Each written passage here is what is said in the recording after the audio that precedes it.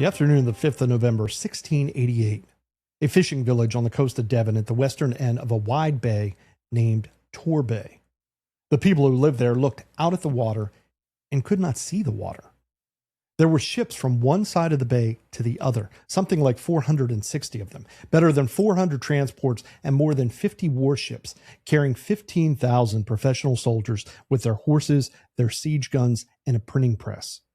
It was, by a considerable margin, the largest invasion fleet to reach English shores since 1066. It was roughly twice the size of the Spanish Armada, and it had spent the previous 4 days sailing the length of the English Channel entirely unopposed, past Dover, where crowds gathered on cliff to watch the foreign armada go by, banners out, guns run in, while the English fleet lay pinned at the Thames estuary by the same wind that was carrying the invaders west. Then the wind dropped, then it shifted, and let them land. The people on the beach were watching a foreign head of state arrive on English soil with an army. They had invited him. Well, not those people.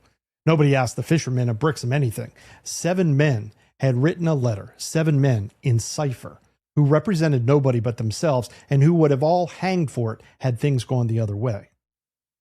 But within 14 months, the kingdom that watched those ships come in would produce a document that an American can read today and recognize in his bones.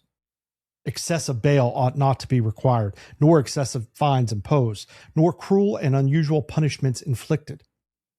It is one of the 2 or 3 most consequential constitutional moments in the history of the English-speaking world, and the men who wrote the American founding documents knew it by heart. Both of those things happened. The ships and the statute, the invasion and the Bill of Rights. And the English have spent 300 years telling a story with the statute in front and the ships somewhere off in the background. Today, the ships are up front. I am Jeff Kellick, and this is the Consequential Actions Podcast. This is episode 11 of the series, Self-Evident, The Road to 1776. Today, 1688, Triumph and Warning, the Glorious Revolution and its Limits. This episode corresponds to Article 11 of our written series, published this past Sunday on our Substack page. The podcast expands on themes, provides additional primary sources, and addresses complexities that the written format cannot fully explore. One other housekeeping note. As with last week, the subject matter today revolves around the English monarchy.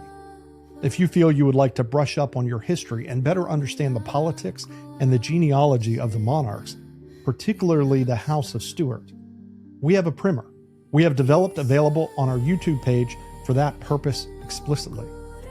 That bonus episode walks through a whiteboard lecture on who was the monarch, when they served, and what the circumstances were regarding their ascension and, in some cases, their execution. It is an interesting history, and we dive into it with specificity during that lesson. For now, if you are ready to proceed with James II, then let us begin. Welcome to the Consequential Actions Podcast. Here we ask a simple question of the history and the actions that have shaped our lives. Did this leave us more free or more governed? Because what we do not know can be used to govern us. And what we choose to ignore always will.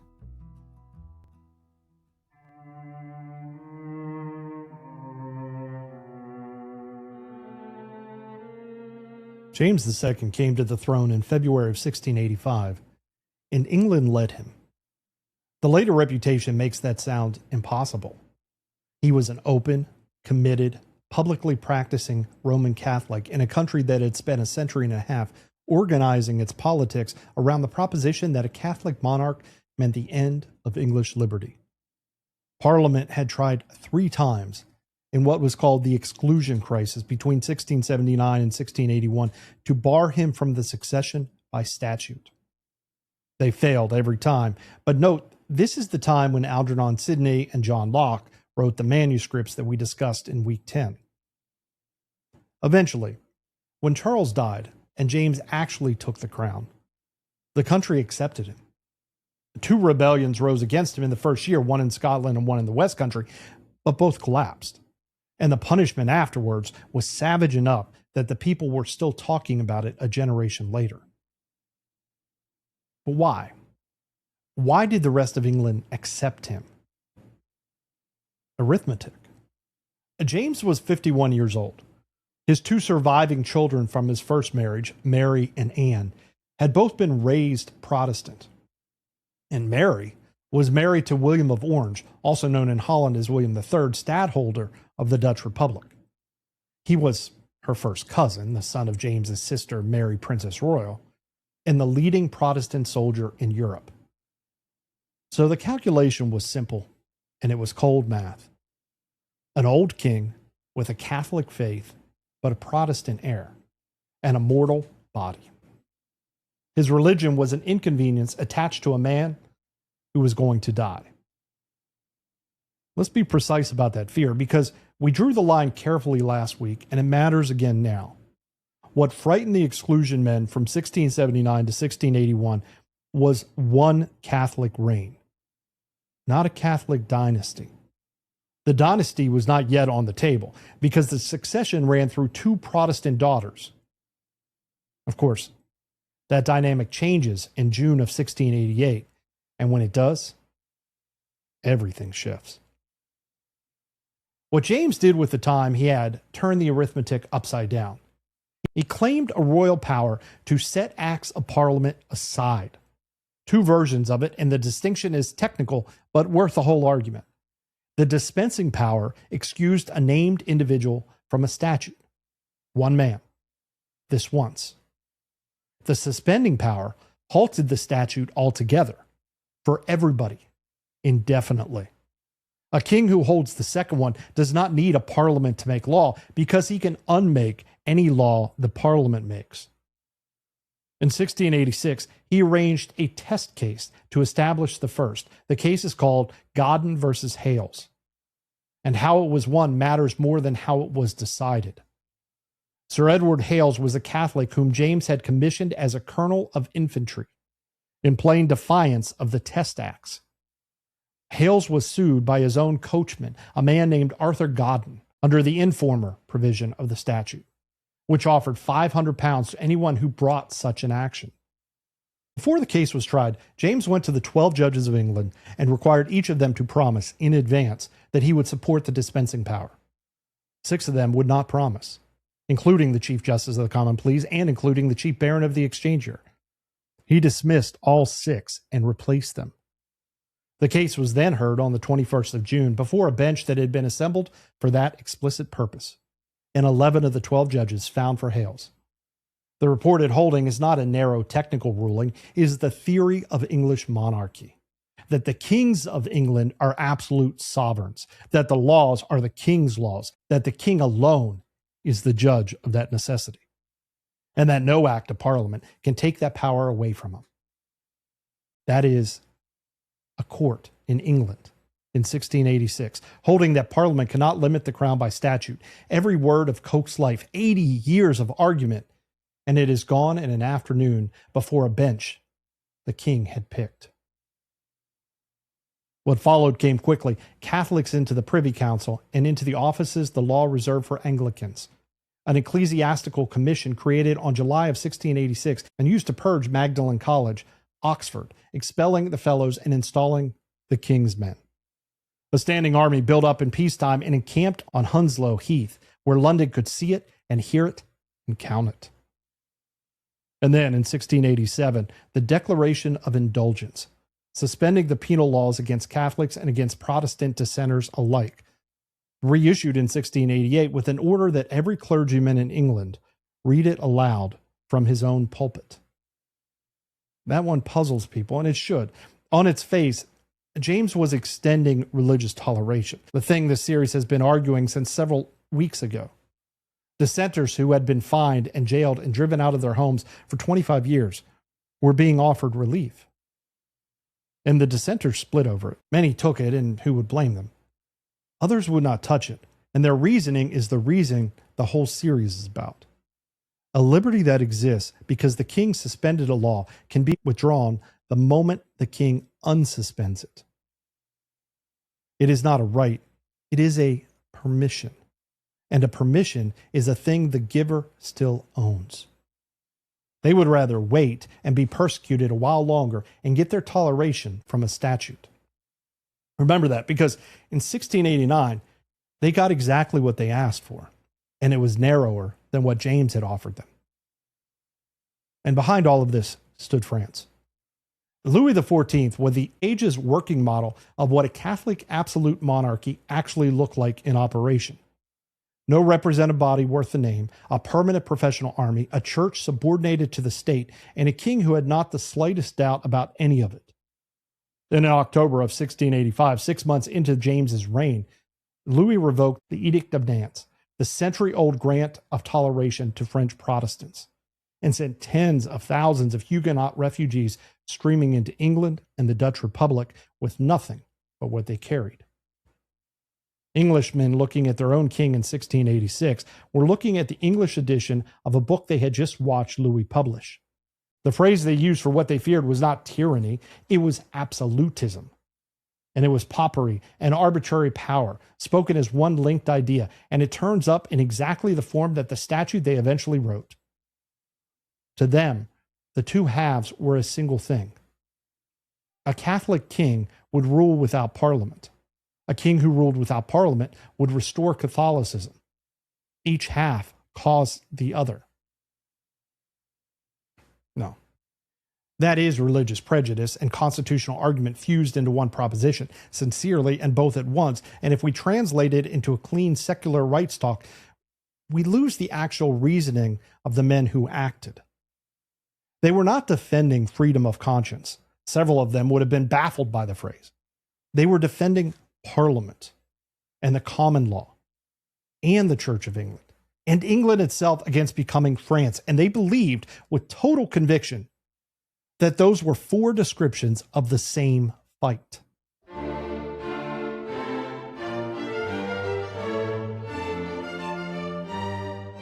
The crisis arrived in a single month, very nearly on a single day. On the 10th of June, 1688, James's second wife, Mary of Modena, gave birth to a son. They named him James Francis Edward Stuart. The arithmetic that had bought England its patient was void in an instant. The boy displaced both of his Protestant half-sisters. He would be raised Catholic, in a Catholic court, under a Catholic father, and he was an infant, which meant the Catholic monarchy of England now stretched forward past the end of every life then being lived. A temporary inconvenience had become a dynasty. And within days, a rumor was in circulation, repeated in writing at the very top of the political nation, by people who were neither stupid nor credulous, that the child was not the queen's, that the substitute had been smuggled into the bedchamber in a warming pan. There was no evidence for it, none. There were dozens of witnesses in the room because royal births were public events precisely to prevent this kind of accusation. It was believed anyway, widely, by serious people, because they needed it to be true. Meanwhile, the bishops, 7 of them, including William Sancroft, the Archbishop of Canterbury, had petitioned the king to be excused from reading the Declaration of Indulgence to their congregations. Their ground was not that the toleration was wrong. Their ground was that the declaration rested on suspending power which Parliament had repeatedly declared illegal, and that a clergyman ordered to read it from his pulpit was being ordered to publish in a church a claim that the king could nullify statutes at will. James prosecuted them for seditious libel and put them in the Tower. Consider the politics of the moment. The most senior clergyman of the established Church of England, the institution that had preached passive obedience and the divine right of kings from every pulpit in the country for 30 years, the king's most reliable friends, arrested and held in the Tower of London by that king for a respectfully worded petition. Their trial opened on the 29th of June. On the 30th of June, they were acquitted. And London came apart. Bonfires in the streets, church bells going in every parish, and at the Hounslow Heath, where the king had encamped his army to overawe the capital, the soldiers heard the news and cheered. Cheered a verdict against their own king in his hearing. If James asked what the noise was, he was told it was nothing. The soldiers were merely rejoicing at the acquittal of the bishops. That same day, the 30th of June, 1688, 7 men signed a letter to William of Orange. One bishop was among them, and the two groups are easy to confuse. They get confused constantly throughout history. But these were the Earls of Shrewsbury, Devonshire, and Danbury, Baron Lumley, Henry Compton, the Bishop of London, Edward Russell, and Henry Sidney. Posterity called them the Immortal Seven. They wrote in cipher, probably at Shrewsbury's house in London. The letter went to The Hague, carried by Admiral Arthur Herbert, who made the crossing dressed as a common sailor. And it told William that the great body of the people throughout the kingdom were dissatisfied, and that if he came over with a force sufficient to defend those who declared for him, they and their friends would rise.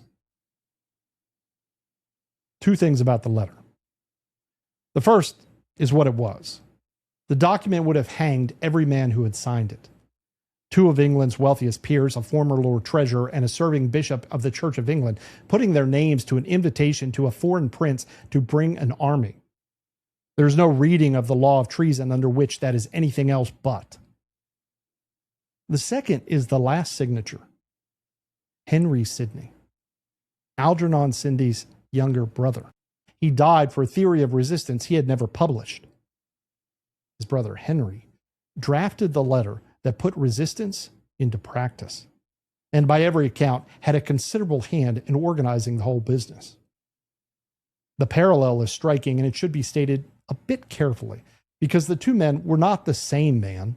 Henry Sidney was a courtier and a diplomat, and there is no basis for assuming he held his brother's political philosophy. What the family gives us is not a doctrine passed from one brother to the other. It is a coincidence sharp enough to remember. The government of England killed one Sidney over a manuscript about resisting kings. And 5 years later, another Sidney wrote the letter that ended the government.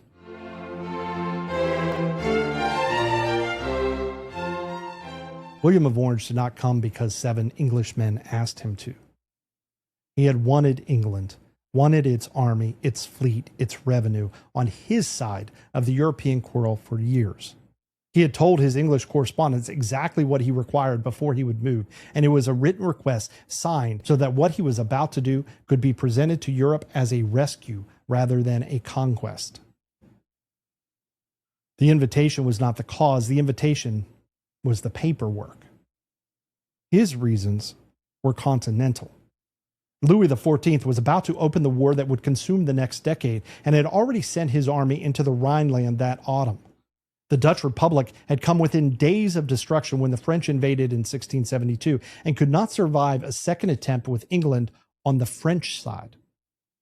William's overriding aim was to make an Anglo-French alliance impossible and to bring English money and English ships into the coalition against Louis, which is precisely what his ascension accomplished. Within 6 months of taking the English throne, he had England in the war. A very great deal of English constitutional history followed from a Dutch calculation about a continental conflict. And that republic is the one we visited in episode 7, the one that fought free of Spain, that sheltered dissenters and refugees and printed what other countries banned, that built a commercial civilization out of a rebellion. John Locke had been hiding it under a false name for 5 years earlier. Its stadtholder now came to England with an army, a fleet, and a paper.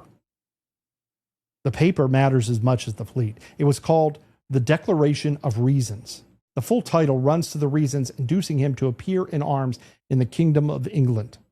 And it was written in September, printed in the Dutch Republic in enormous quantity, in English and in translation, and distributed across England before and during the landing. Estimates of the print run into the tens of thousands, and some scholars put it well past 100,000 copies. It was smuggled in through the booksellers, sold in shops, and read aloud in market squares. The invasion arrived with its own press campaign already written and already in the hands of the people it was invading. In modern terms, it would be called winning the hearts and minds of the people. Now, the paper makes no claim to the right to the throne. William explicitly disclaimed any intention to conquer. What the Declaration says is that the laws and liberties of England have been subverted. The dispensing power, the ecclesiastical commission, the packed bench, the prosecution of the bishops, and the doubtful birth of the prince. And he was coming to secure a free parliament which would settle the matter. He came, in his own account, to hold an election. Now, give the objection its due at once, because it is a real one and it will come back at full strength later. A propaganda document produced by an invading power saying the invasion is a rescue is exactly what an invading power always says. And the modern scholarship on the Declaration has grown considerably less impressed with what it was in earlier generations. There is a serious argument that its very ubiquity worked against William. Because once the text was everywhere, his opponents could quote it back at him, could hold him to the limited aims he had announced, and demand to know why a man who came for only a free parliament was still standing in Whitehall in December. Which is a genuinely interesting thing for a propaganda campaign to do to the man who ran it. He wrote himself a set of limits and 100,000 copies, and then had to live inside them. The campaign itself was decided by defection rather than by battle. James marched west to Salisbury with an army that was, on paper at least, larger than William's, and he watched it come apart in his hands. Officers went over in ones and twos and then in groups. John Churchill went, the future Duke of Marlborough, the finest soldier England would produce in that century, and a man James had made. Then Princess Anne went, his own younger daughter, out of the back stairway of the Coffers lodging with the Bishop of London riding escort. James, at Salisbury, suffered a series of severe nosebleeds that would not stop for days and left him unable to think or to command. His doctors bled him further. There's no need to make a symbol of it. A 51-year-old man, learning that his daughter had gone over to the invader, bleeding and physically wretched in a headquarters that was empty around him, made the decision that a healthier man may not have made. His nerve broke. He sent his wife and the infant son to France. And then in the small hours of the 11th of December, 1688, he fled London himself. By the traditional account, he carried off the Great Seal of England and threw it into the Thames as he went, the seal without which writs cannot be issued and Parliament cannot lawfully be summoned. The circumstances of that episode have been questioned by historians, and the intention cannot be proved. What is not in doubt is the effect. He left the kingdom with no monarch willing and able to summon a parliament in the ordinary form, and no ordinary way to make one. And then the whole thing nearly collapsed into farce because he was caught. Fishermen at Faversham in Kent stopped a boat, took him for a fleeing Catholic priest, searched him, roughed him up, and brought him back to London, which was the last thing anybody on earth actually wanted. William, most of all. A king in flight is a solved problem. A king in custody is a crisis. William made certain that the second attempt succeeded. He moved Dutch troops into the capital and had James escorted down to the river with the door left conspicuously open. By the end of December, James II was in France under the protection of Louis XIV. Whether what just happened was a revolution, a liberation, a successful foreign invasion, has been argued about ever since. And the argument is not a modern invention designed to spoil a good story. Contemporaries noticed. They argued about it at the time, in print, in those same weeks. The scholarship remains divided today, and this account leaves the question open, as it has been since 1688.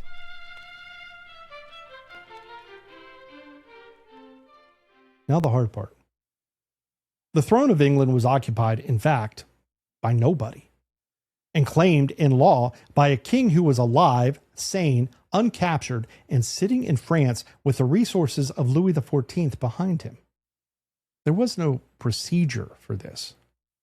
England was not without precedent. That is not the same thing as having a procedure. Edward II had been removed in 1327, Richard II in 1399, and both times the men who did it reached for precisely the device the convention was about to reach for: a text of abdication or renunciation, arranged so that the king appeared to have surrendered the crown rather than have it taken from him. Because the thing you cannot say out loud is that the subjects deposed a king. Restoration doctrine denied it flatly. The Church of England had preached against it from every pulpit for a generation. Many of the men now sitting in the room had personally sworn oaths that said the opposite. The assembly that met at Westminster on the 22nd of January, 1689, was not a parliament. It could not be. Only a monarch can summon a parliament. And there was no monarch. It met on letters written by William and called itself a convention. And its acts had to be retroactively validated by statute afterwards once there was a lawful parliament to do the validating. What the convention inserted into the gap is a masterpiece, really. And I mean that as a technical assessment rather than as praise. On the 28th of January, the House of Commons resolved that the King James II, having endeavored to subvert the constitution of the kingdom by breaking the original contract between king and people, and by the advice of the Jesuits and other wicked persons, having violated the fundamental laws and having withdrawn himself out of the kingdom, had abdicated the government, and that the throne was thereby vacant. Let's take that sentence apart, because every clause in it is doing political work. The original contract between the king and the people, that is Whig language, pure contract theory. It concedes that kingship rests on an agreement and that a king can break it. Sidney would have recognized it. Locke would have recognized it. Abdicated, withdrawn himself. That is Tory comfort. It describes James as having left of his own motion. Nobody deposed anybody. He walked out. So the resolution allowed a man who believed in the divine right of kings and another man who believed in government by consent to vote for the same words for opposite reasons, and to go home each convinced that his own principle had carried. The Lords would not have it. They sent the resolution back with two amendments. Strike abdicated, insert deserted, and then delete the vacancy clause altogether. That looks like quibbling, but it's not. It's the entire question. A deserted throne is still somebody's throne. A king who has deserted his post might be recalled, or a regency might be established to govern in his name while he is away. Or the crown might pass in due course to his infant son, who was, after all, the lawful heir. Desertion leaves the steward title intact and merely notes that the man is absent. A vacant throne, however, can be filled by whomever the nation chooses. The Commons refused both amendments, and the reason they gave in the conference between the houses is the moment the whole thing gives itself away. On the 4th of February, they replied that deserted respected only the withdrawing, only the leaving, whereas abdicated respected the whole. The whole. The misgovernment as well as the flight. They insisted on the broader word because they meant the vacancy to follow from the misgovernment and not merely from the fact that a man had gotten on a boat. That is the forfeiture theory wearing a renunciation costume. And the Commons knew exactly what they were doing. The Lords held out for a week. Then two things moved them. Crowds in the street outside, which the peers could hear, and a private communication to the leading lords that William would not accept a regency, and that if they voted, he would take his army home and leave them to work out their arrangements with Louis XIV by themselves. The Lords gave way. Let's be clear about what had happened, because the language was designed to obscure it. James II had not abdicated in any ordinary sense of that word. He had fled a foreign army at night after his officers deserted him and his own daughter went over to the enemy. That is not renunciation. That is rout. The formula was a legal fiction, and I use that term explicitly or precisely. A legal fiction is the device by which a legal system accomplishes something it has no procedure for accomplishing. By using a form that it does not have, the convention needed to remove a king, and it had no lawful means of removing a king. So it had declared that he had removed himself.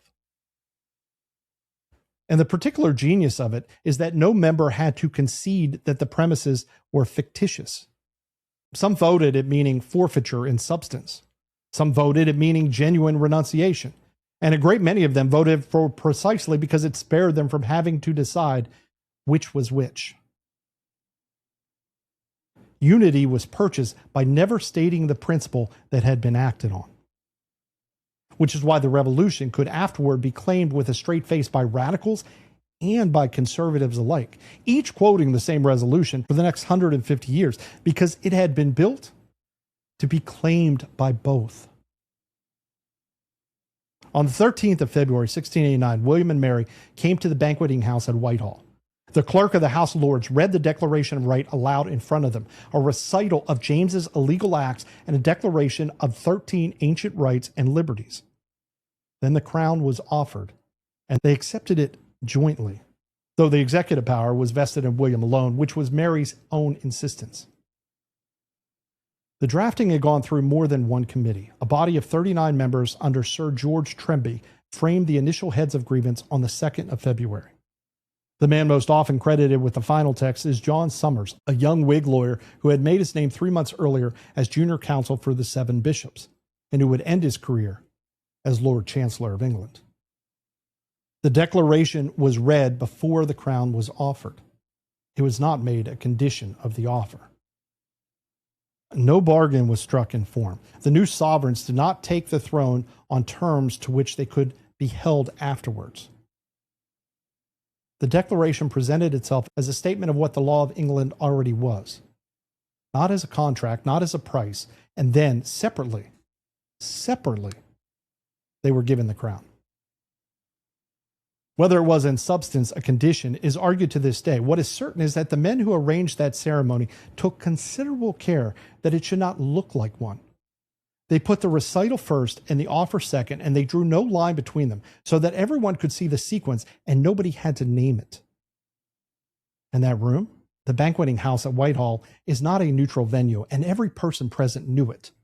40 years earlier, Charles I had walked out a first-floor window on that building onto a scaffold and had his head cut off. They had read a list of conditions to a new king in the one room in England that demonstrates what happens when you do not abide. There is a coda to this, and it belongs here rather than in the reckoning, because it is not a criticism of the settlement. It is a measure of what the settlement cost the people who had made it possible.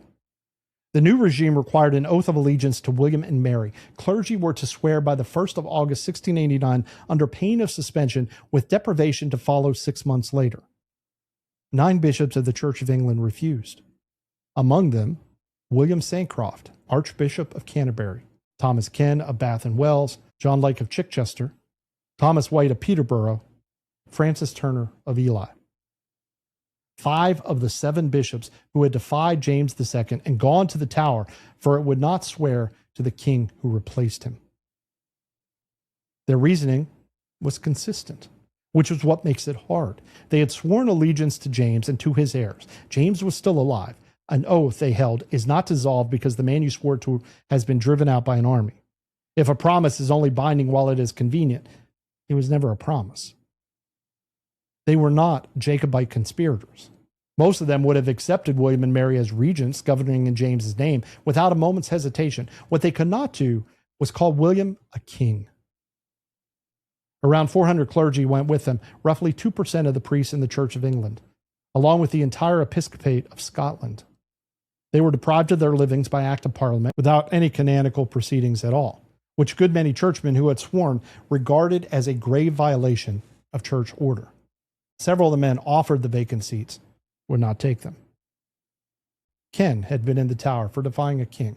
He had died a private man on a friend's charity, having lost the diocese for refusing to lie about the other one. The men most conspicuously willing to go to prison rather than obey James were among the men least able to accept what replaced him. A settlement resting on the proposition that James walked away on his own could not accommodate anyone who insisted on saying plainly what everyone had seen happen. In December of 1689, the Convention, by then sitting as lawful Parliament, turned the Declaration of Right into a statute. The Bill of Rights received the royal assent on the 16th of December, 1689, under the long title of an act declaring the rights and liberties of the subject and settling the succession of the crown. Here are some of its declaratory clauses. They are worth hearing in something close to their own words. That the pretended power of suspending laws by regal authority without consent of Parliament is illegal. That the pretended power of dispensing with laws, as it has been assumed and exercised of late, is illegal. That levying money for the use of the crown by pretense of prerogative without grant of Parliament is illegal. That it is the right of the subjects to petition the king, and all commitments and prosecutions for such petitioning are illegal. That the raising or keeping a standing army within the kingdom in time of peace, unless it be with the consent of the Parliament, is against the law. That election of members of Parliament ought to be free. That the freedom of speech and debates or proceedings in Parliament ought not to be impeached or questioned in any court or place out of Parliament. That excessive bail ought not to be required, nor excessive fines imposed, nor cruel and unusual punishments inflicted. And that for redress of all grievances and for the amending, strengthening, and preserving of the laws, parliaments ought to be held frequently. An American hearing that list recognizes a great deal of it, and recognition is not an accident. We will come to how it crossed. The tense is the strangest thing about the document. It does not present itself as creating rights. It declares them in its own phrase. They are the true, ancient, and indubitable rights and liberties of the people of this kingdom. That was the convention's constitutional posture. And a posture is not a finding of fact. Historians have argued for a century about how much genuine innovation the language of restoration was concealing. What is certain is that the convention claimed to be restoring rather than inventing. And that claim shapes everything downstream. The clause Americans know best needs the most care of any sentence in this episode. It reads, that the subjects which are Protestants may have arms for their defense suitable to their conditions and as allowed by law. Hear that slowly. Hear all of it. The subjects which are Protestants may have arms for their defense suitable to their conditions and as allowed by law. Within the English settlement, that is a right for Protestant subjects only, and the exclusion was not an oversight. Parliament legislated in the same period to disarm Catholics. Suitable to their conditions was commonly understood to preserve distinctions of rank and circumstance rather than to grant every Protestant an identical entitlement. And as allowed by law, leaves the possession of arms subject to ordinary legislation, which is to say, subject to Parliament. The clause was answering a specific grievance recited earlier in the same statute, that James had disarmed Protestants while arming Catholics. It is an ancestor of a later and much broader American provision. The distance between the ancestor and the descendant is real, and it is substantial, and what to make of that distance is a subject for later in the week rather than today. The rest of the statute settled the crown on William and Mary jointly, then to Mary's heirs, then to Anne and her heirs, then to William's.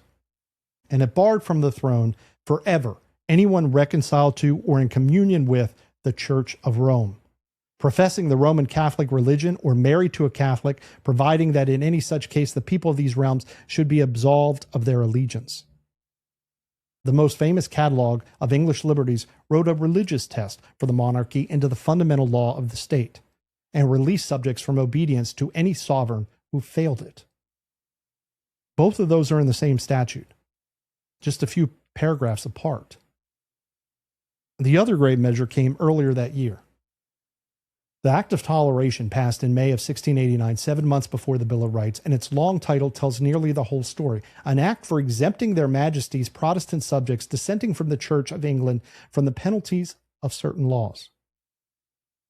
Inside its boundaries, It was a real and substantial gain. Protestant dissenters, Presbyterians, Congregationalists, Baptists, and by special accommodation the Quakers, could now worship in their own licensed meeting houses with their own ministers, provided they swore the oaths of allegiance and supremacy and denied transubstantiation. 2 generations of English Protestants had been fined and jailed and driven from their homes for praying in the wrong building. Prosecution for licensed dissenting worship now largely stopped. Hundreds of thousands of people lived differently because of it. Its boundaries were drawn as deliberately as its grant. Roman Catholics were excluded entirely. So were those who denied the Trinity. The act made no provision at all for Jewish people. The required oaths that were themselves the instrument of exclusion because no Catholic could swear them. And it repealed none of the disabling statutes. The Test and the Corporation Act stayed on the books, so a dissenter now entitled to attend his own chapel could not hold civil or military office, take a degree at Oxford or Cambridge, or escape paying tithes to a church he did not attend.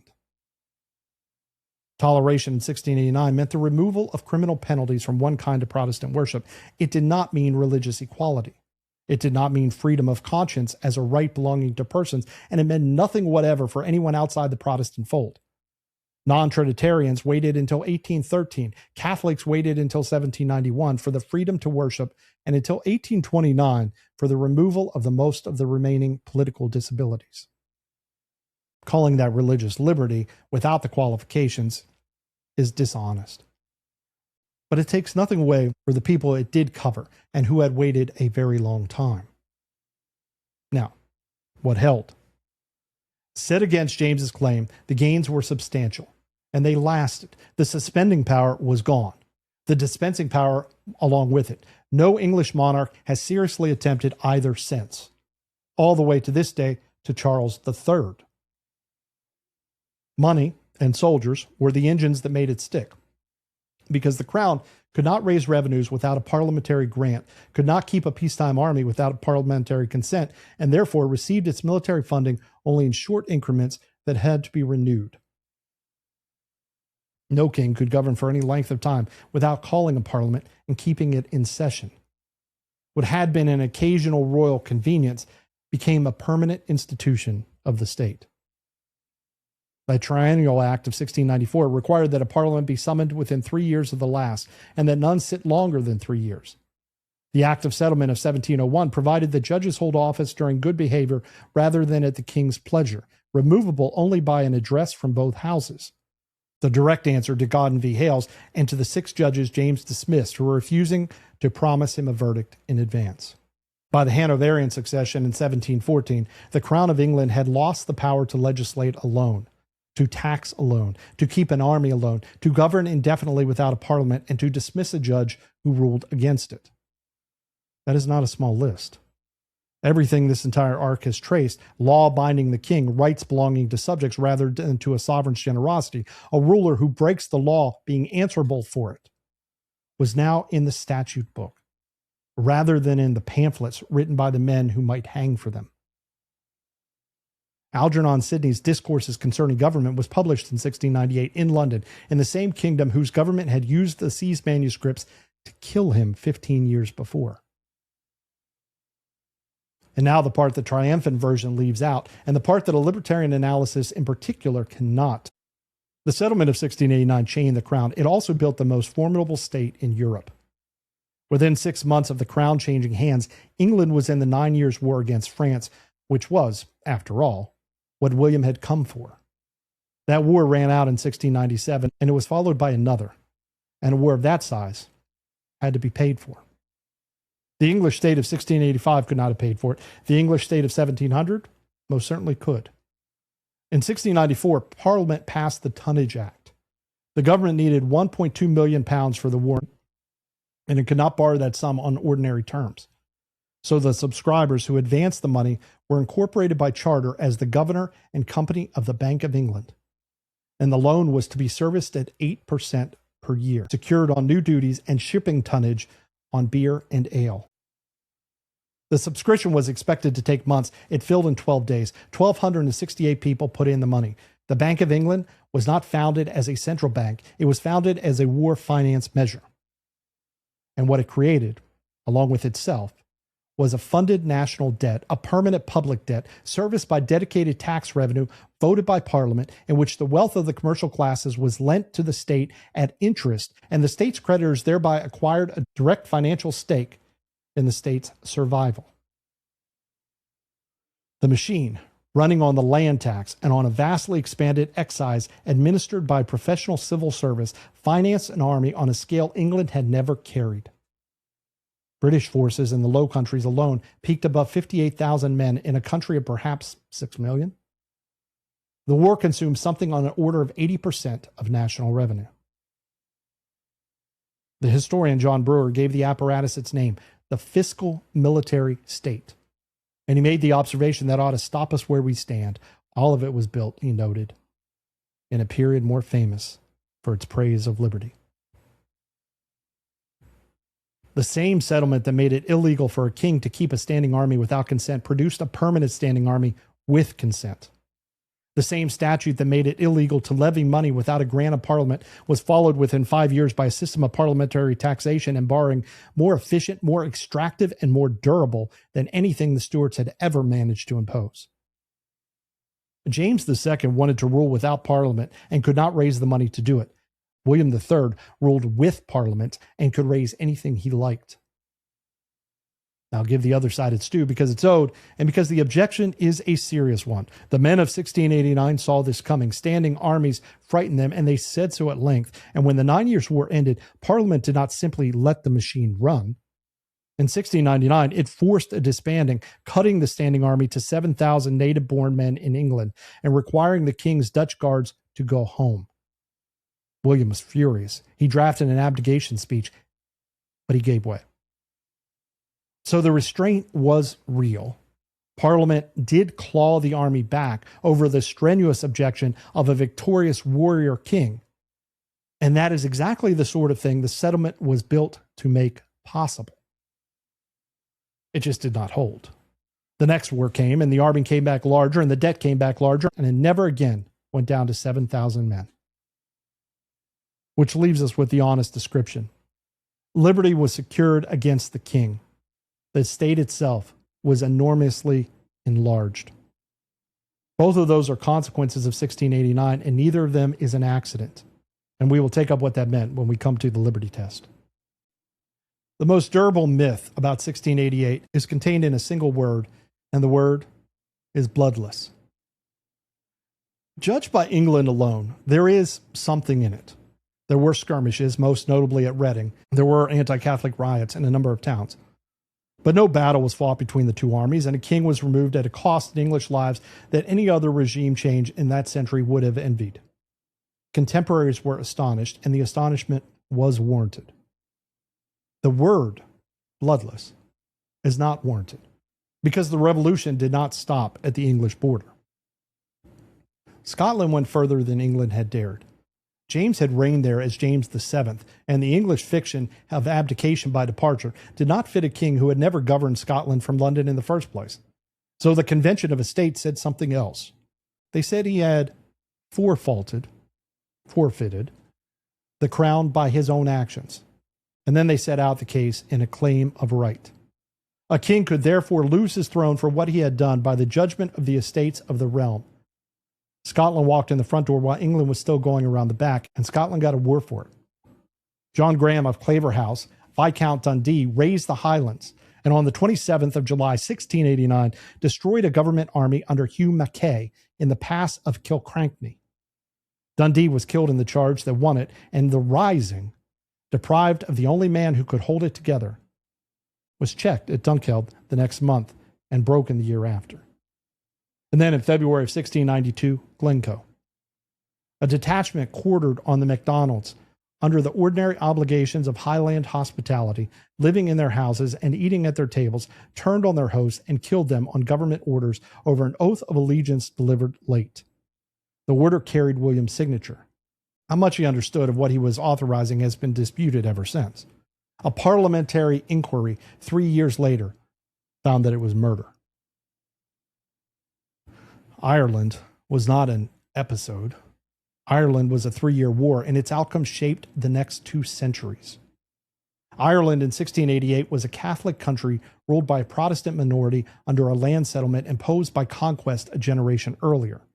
For Irish Catholics, James II was not a threat to liberty. He was the first king in living memory who had begun restoring their access to office, to the army, and to the land. His cause was theirs, and they fought for it. The war opened with the Protestant defense of Derry through the spring and summer of 1689 and turned on the 1st of July 1690 at the River Boyne, where William's multinational army beat James's, and James left Ireland for France for good. The killing came afterward because the war was prolonged by a decision. Rather than offer terms that would end the fighting, William published the Declaration of Finglas, pardoning Jacobite common soldiers while excluding the officers and the Catholic landed class. Which is to say, excluding precisely the men who had the standing to negotiate a surrender, and leaving them nothing whatever to gain by stopping. So they fought for another year. On the 12th of July, 1691, at Aughrim in County Galway, the Jacobite army was destroyed. 20,000 men aside on a ridge above a bog, the Jacobite position held for most of the day and very nearly won. Then their commander was killed by a cannon shot in the middle of directing the counterattack, and the line came apart, and what followed was less a battle than a slaughter in retreat. Estimates vary and the sources are partisan. The figure most often given is around 7,000 dead in a single afternoon. It is one of the bloodiest days ever fought in these islands.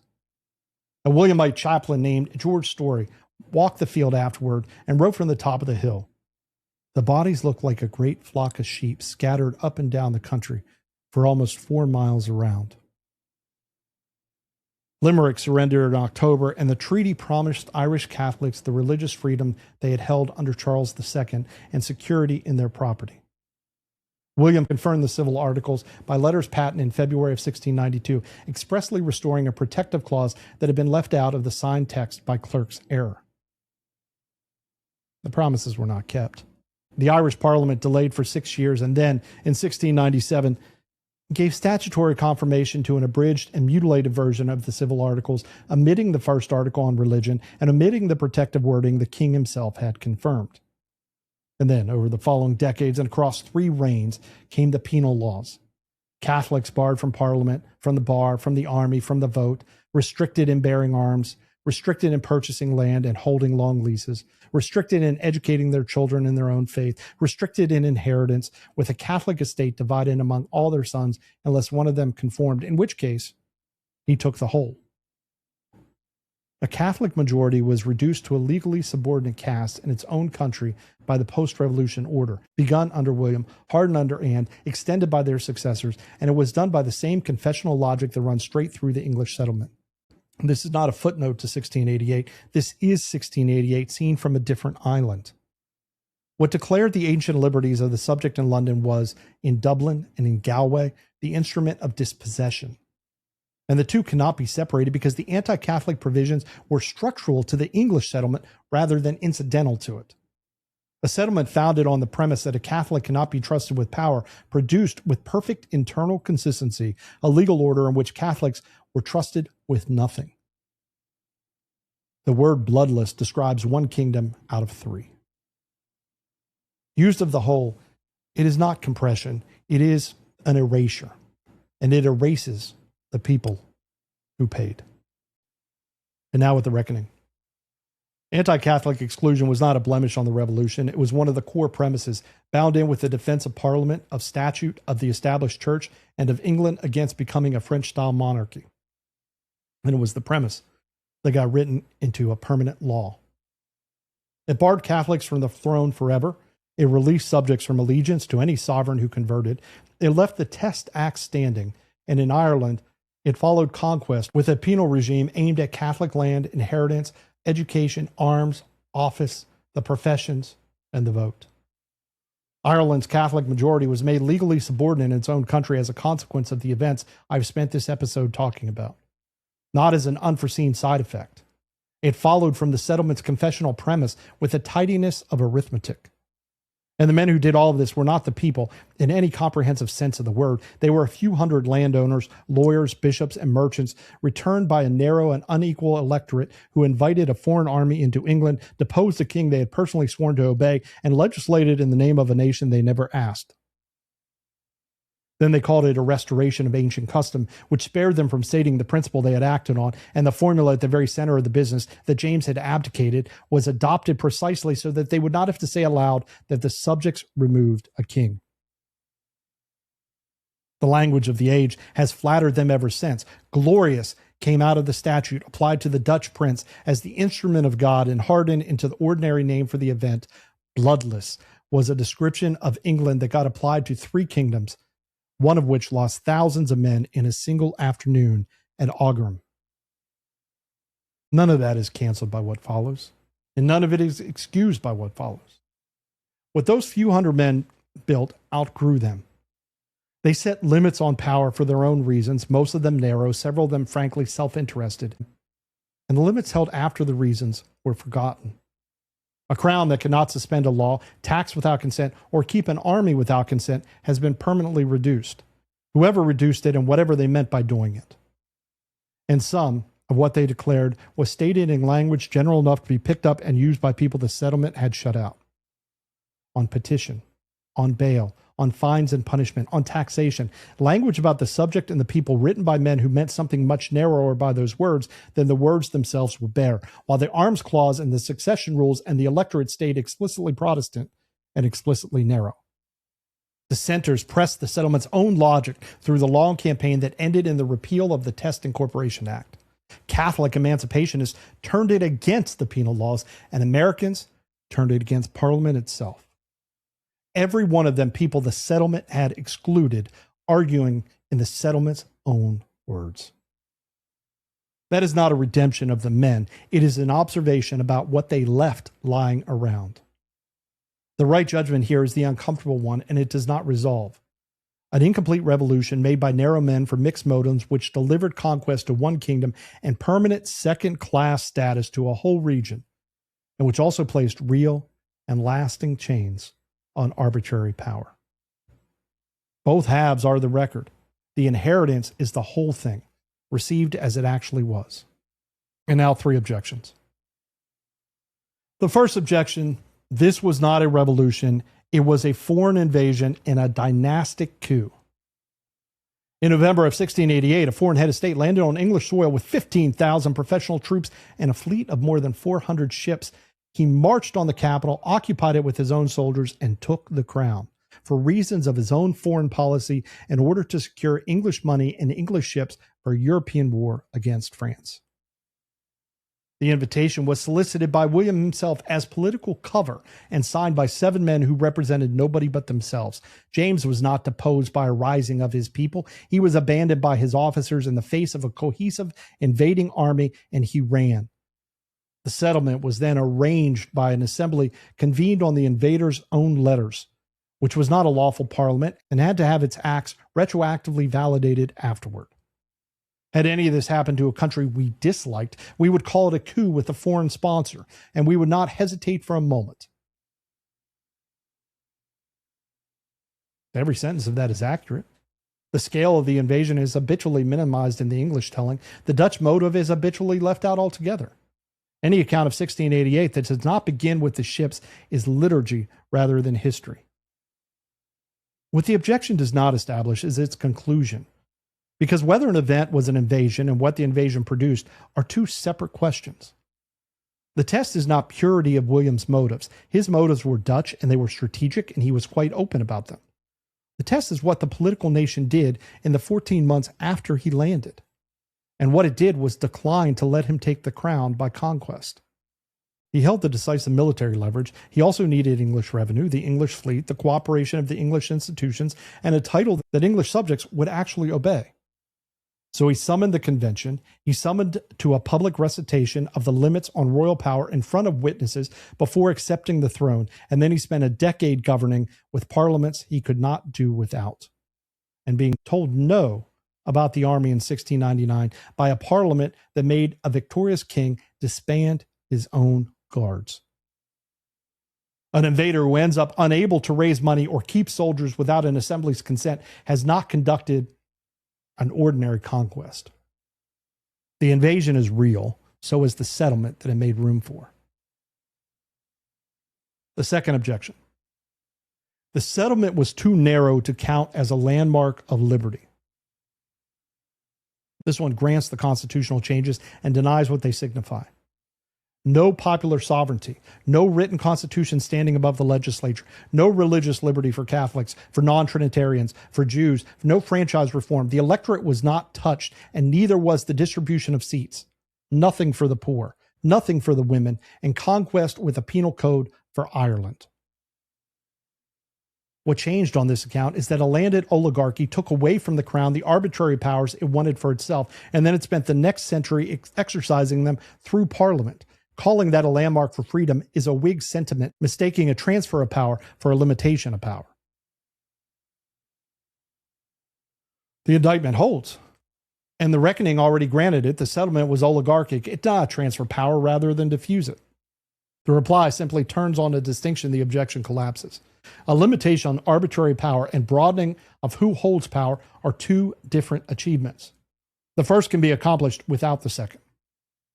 1689 accomplished the first. The circle of rulers stayed narrow. What could be done to a subject without law became permanently narrower. A man who cannot be taxed by proclamation, cannot be held on excessive bail, cannot be tried before a court erected by prerogative, and cannot have the statute protecting him suspended by a king's signature is better off than a man who can, whether or not he votes. The objection is right that this is not democracy. It is wrong to conclude that therefore it is not more liberty. Those two were separated for a long time in English history, and pretending otherwise makes the period unintelligible. The third objection, the line from 1688 to American liberty, is a story the colonists told themselves. The third one, as often is the sharpest of the three because it turns the argument of the series against it. The Americans of the 1770s built their case on an inheritance from 1689 that the English Constitution did not actually contain. They claimed the rights of Englishmen secured by the Revolution, but the Revolution had secured those rights by making Parliament supreme, and Parliament was the body they were resisting.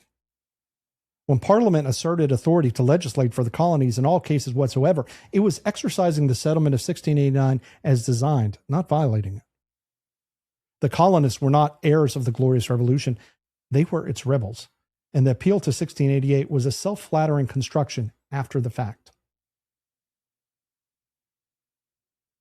The constitutional point is correct. It is the single most important thing an American should take out of this episode.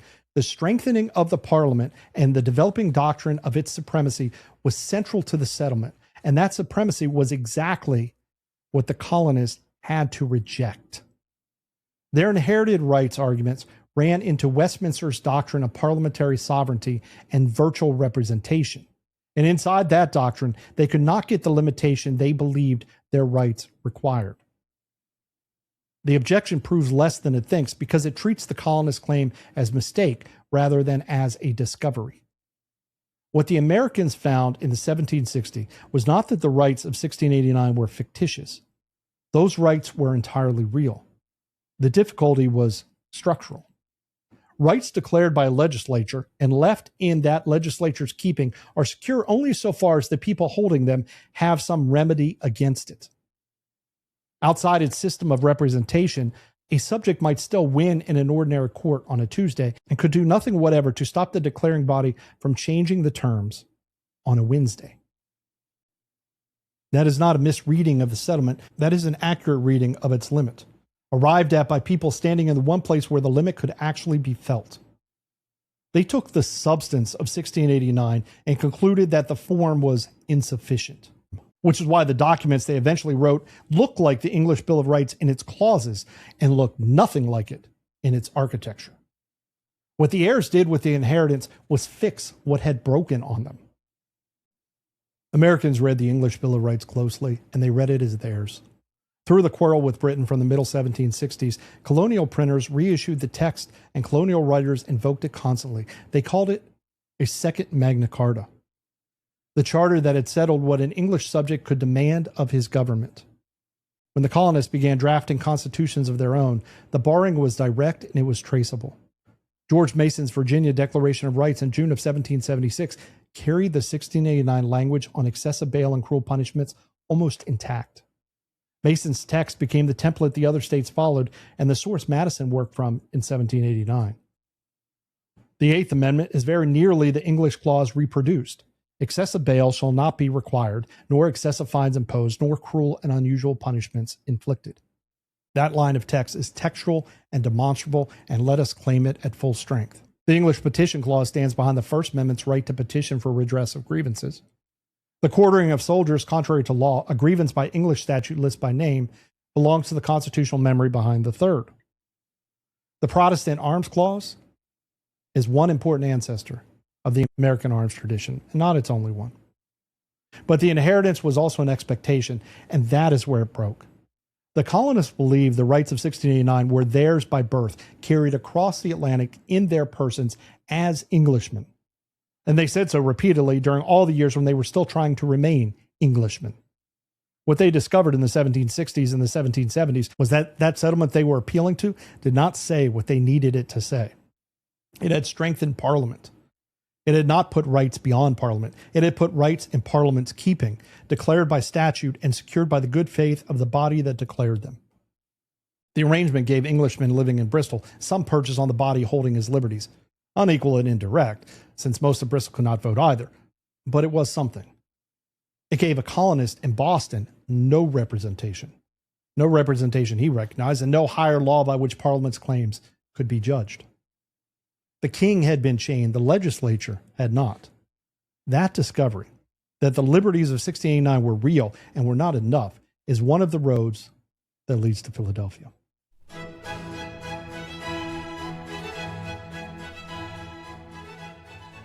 And now the liberty test.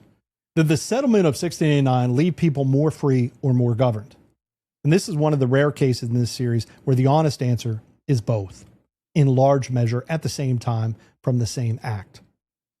More free, and the list is not short. The crown could no longer suspend a statute or dispense with one. It could not tax without a grant. It could not keep an army in peacetime without consent. It could not prosecute a man for petitioning. It could not pack a bench and then dismiss the judges who ruled the wrong way. Dissenting Protestants could worship without fear of prosecution. Every one of those is a real reduction in what could be done to a person by the state, and every one of them held. But more governed, and that list is not short either.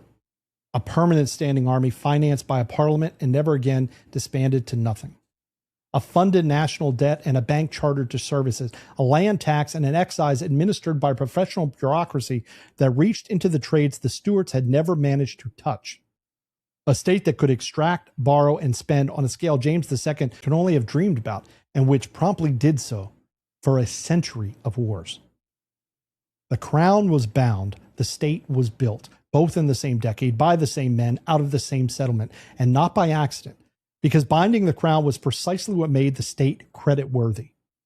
Lenders would advance £1.2 million in 12 days to a government that could not repudiate the debt by royal fiat. The chains on the king were the collateral. That is the paradox, and it does not resolve. So here's the test in two parts. I want you to run both of them on the government you actually live under. First, which powers has your government been genuinely stripped of? Stripped in a way that means it cannot simply reclaim them if it decided that it wanted to. Not powers it has chosen not to use lately. Powers it cannot get back without a fight it would probably lose. Second, which of your liberties exist only because the body that could take them away has not yet chosen to? The men of 1689 got a real answer to the first question and never seriously asked the second, because it did not occur to them that it needed asking. They had just spent a century fighting kings. The idea that the assembly they were strengthening might one day be the thing you need protection from was not a thought available to the men in that room. And ask it while you are winning, not only when you are losing. The convention asked what a king might do to them because a king had just done it. Nobody in that room asked what a parliament might do to them because a parliament was on their side that year.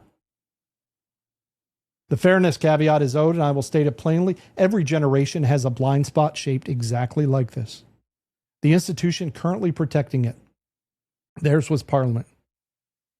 You or I, we do not know what ours is. That's what makes the question worth keeping, rather than answering it quickly. By the Hanoverian succession of 1714, the English inheritance was substantially assembled.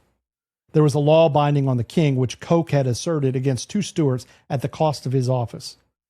There was the proposition that a free people might set down their fundamental law in writing and reserve rights that no majority could reach, which the Levellers had reasoned out at Putney before their movement was broken and their soldiers were shot at Burford.